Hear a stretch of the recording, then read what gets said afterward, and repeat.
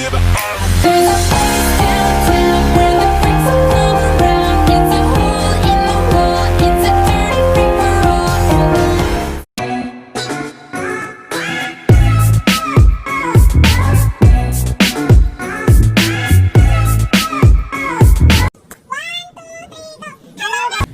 guys! Welcome to our vlog. This is Team INGRID-A. So for today's video guys, we're gonna talk about the Examining the ethics of the pandemic.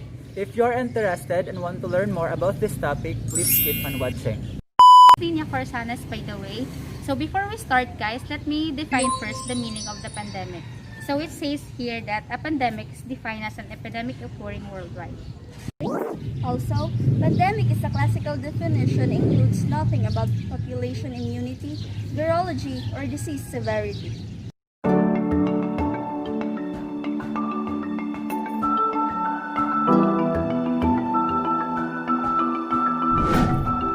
Masks and face coverings can prevent the wearer from transmitting the COVID-19 virus to others and may provide some protection to the wearer.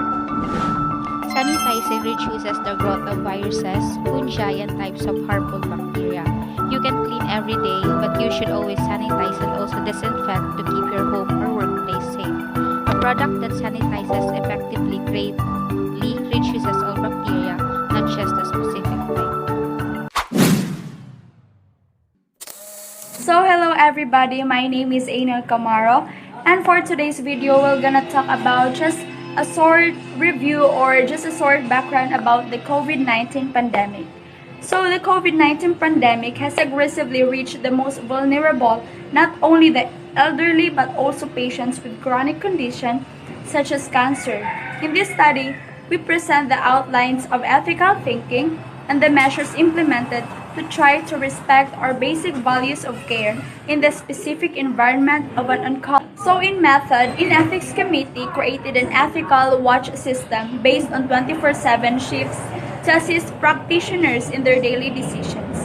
We discussed the challenges faced by patients with cancer during the pandemic, such as access to critical care and ethical dilemmas in the context of resource scarcity, the restrictions in access to oncology care in a health context strongly were prioritized again. So in results, in all areas of an ethical dilemma, either for sorting out access to critical care or the dramatic consequences of prolonged isolation for patients, our common thread was our attempt to protect, whenever possible, the principles of deontological ethics by strictly resisting the utilitarian pressure. Respecting democratic health decision-making is a cornerstone of ethically relevant decisions, including in the context of the science.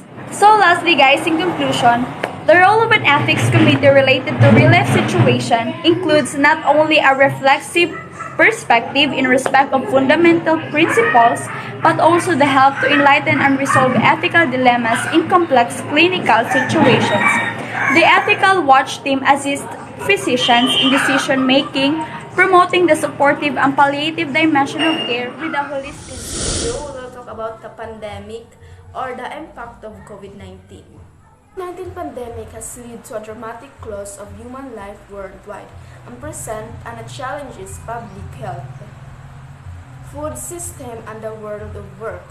The economic and social disruption caused by the pandemic is devastating. 10 millions of people are at risk of falling into extreme poverty, while the numbers of undernourished people currently estimated at nearly 690 million could increase by up to 132 million by the end. The pandemic has been affecting the entire food system and has laid bare its fragility. Border closures, trade restrictions, and confinement measures have been preventing farmers from accessing markets, including for buying and selling their produce, and agricultural workers from harvesting crops, thus disrupting domestic and international food supply chains and reducing access to healthy, safe, and diverse diet. The pandemic has disseminated jobs and placed millions of livelihoods. COVID-19 has rapidly affected our day-to-day life.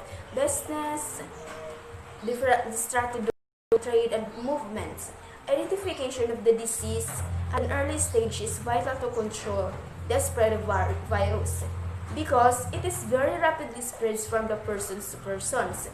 Most of the countries have rapidly shown down their manufacturing of the product 3 to 4 the various industries and sectors are affected by the cause of this disease. These include the pharmaceuticals. So we must rethink the future of our environment and tackle climate change and environmental degrading with ambition or urgency. Only then can we protect the health, livelihood, food security, and nutrition of all people and ensure that our new normal is a better one. I am Robin Tangpus and I'm going to talk about the ethics of scare of COVID-19 pandemic and the Philippines fear appeals. The novel coronavirus disease COVID-19 took the world by surprise and the virus spread rapidly. To combat the pandemic, most governments strongly enforced social distancing, area-wide lockdowns and curfews, and contact tracing of persons under investigation.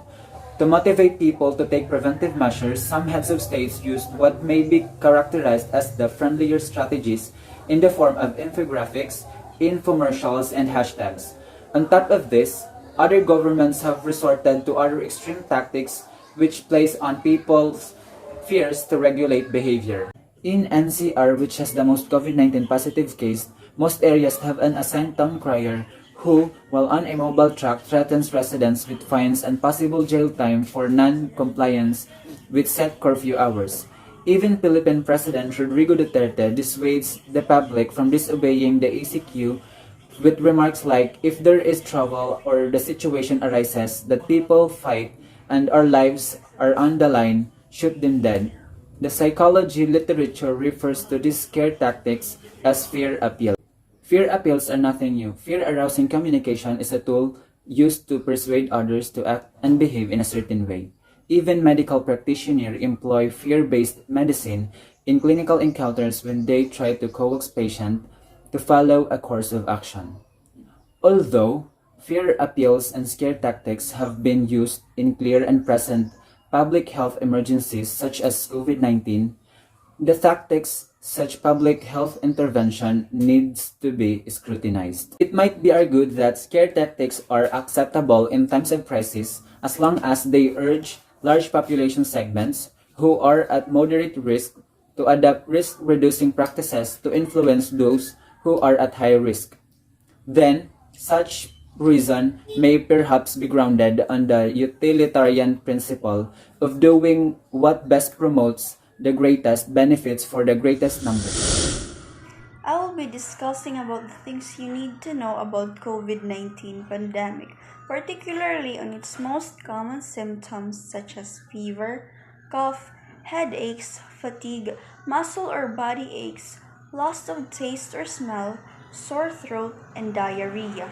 Other symptoms are signs of serious illness. If you have trouble in breathing, chest pain or pressure, or difficulty in staying awake, get medical care immediately. This pandemic have changed our lives in so many aspects. From our lifestyle that we used to have before this pandemic came or this COVID-19 came in our lives, which is the source of our living, that is now currently facing a huge crisis, and most especially is how it changed our economy. Sa panahon ngayon, marami nang nagbago eh. I think it's between February or March since nagsimula yung quarantine. Medyo matagal-tagal na rin, pero hindi pa rin tayo nasasanay sa pagbabago or sa bagong environment na kinakaharap natin ngayon. Or having a thought na napapaisip tayo na hindi na natin pwedeng magawa yung mga bagay na madalas nating gawin noon na wala pang COVID or wala pa yung pandemic na to, is we can't help to feel frustrated kasi hindi na tayo, parang nadideprive na tayong gawin yung mga bagay na gusto nating gawin, katulad lang ng pagkakaroon ng social gatherings, traveling, face-to-face classes, and most especially working, na sa palagay ko, yun yung pinaka mas apektuhan sa lahat. Yung mga taong nagtratrabaho para sa mga pamilya nila, yung mga taong nawalan ng trabaho sa gitna ng pandemic. And aside of those, we are also adjusting the new rules and policies that the government imply to the community to prevent the contamination and spreading of the COVID-19 or this virus, such as wearing face masks, applying or doing social distancing, and most especially the prohibition of doing social gatherings. But despite of the disadvantages or the negative impact of this pandemic, there are also a positive impact and advantages that it creates to our life. Kagaya lamang ng pagkakaroon natin ng quality time sa family natin, we got to have the chance to spend the rest of our days with our families, creating memories, having a family time na hindi natin madalas magawa yung mga panahong wala. Hello guys, this is Christine Arentok, and today we will going to talk about the examining the ethics of the pandemic. Many of the conferences, meetings, and workshops convened in anticipations of H5N1 influenza pandemic have focused on the specific strategies that can be used in fighting the pandemic. While recognizing the ideal of public participations in pandemic planning, workshop participants agreed that public health professionals must expect that most people will be entirely unprepared when the next pandemic strikes. In order to mount an effective response, public health authorities will need to act rapidly and on the basis of incomplete knowledge. Research that was planned or ongoing before the pandemic may need to be formally reviewed.